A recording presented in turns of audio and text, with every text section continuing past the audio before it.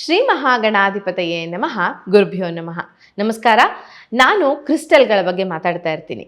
ಇವತ್ತು ಯಾವ ಕ್ರಿಸ್ಟಲ್ ಬಗ್ಗೆ ಮಾತಾಡಕ್ಕೆ ಬಂದಿದ್ದೀನಿ ಅಂತ ಹೇಳಿದ್ರೆ ಸಿಟ್ರೇನ್ ಅನ್ನುವಂಥ ಕ್ರಿಸ್ಟಲ್ ಬಗ್ಗೆ. ಇಲ್ಲಿ ನಿಮಗೆ ಕಾಣಿಸ್ತಾ ಇದೆಯಲ್ಲ, ಇದು ತಿಳಿ ಹಳದಿ ಬಣ್ಣದಲ್ಲಿ ಇರುವಂಥ ಕ್ರಿಸ್ಟಲ್.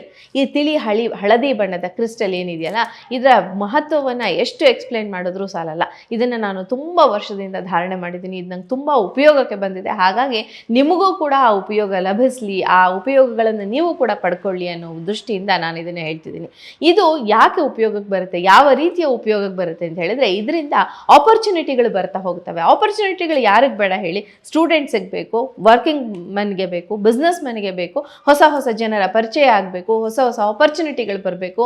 ಅಂಥ ಆಪರ್ಚುನಿಟಿಗಳು ಬರಬೇಕು, ನೀವು ಅಂದುಕೊಂಡಂಥ ಕೆಲಸ ಆಗಬೇಕು, ನಿಮಗೆ ವಿದ್ಯಾಭ್ಯಾಸ ಚೆನ್ನಾಗಿ ಬರಬೇಕು, ಹೊಸ ಹೊಸ ಒಂದು ವಿಚಾರಗಳನ್ನು ನೀವು ತಿಳ್ಕೊಳ್ಬೇಕು, ಎಲ್ಲವನ್ನ ಆಕರ್ಷಿಸುವಂತಹ ಶಕ್ತಿ ಬೇಕು ಅಂತ ಹೇಳಿದ್ರೆ ನೀವು ಈ ಸಿಟ್ರಿನ್ ಅನ್ನುವಂತಹ ಒಂದು ಬ್ರೇಸ್ಲೆಟ್ನ ಧಾರಣೆ ಮಾಡಬೇಕಾಗತ್ತೆ.